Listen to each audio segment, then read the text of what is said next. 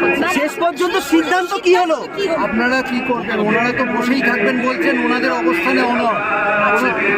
হ্যাঁ, আসলে সকাল থেকে ওনারা বলেছিলেন যে ওনারা এখানে আসবেন, ওনাদের যেখানে আমরা যেই পয়েন্ট থেকে, এটা থেকে তো 144 শুরু হয় আপনারা জানেন, এখানে আসবেন এবং তারপরে ওনাদের 20 জনের একটা প্রতিনিধি দল ছিল, তার লিস্টও আমাদের কাছে আছে।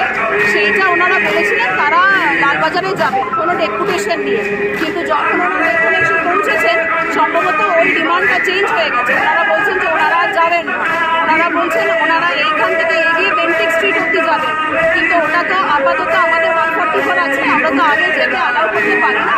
তো এই সিচুয়েশনে আছে, আপনারা দেখতে পাচ্ছেন ওনারা নিজেদের মধ্যেও কথাবার্তা বলছে। ওনারা যা ডিসিশন নেবেন আমাদের জানালে আমরা নিশ্চয়ই তার ওপরে আমরা দেখব।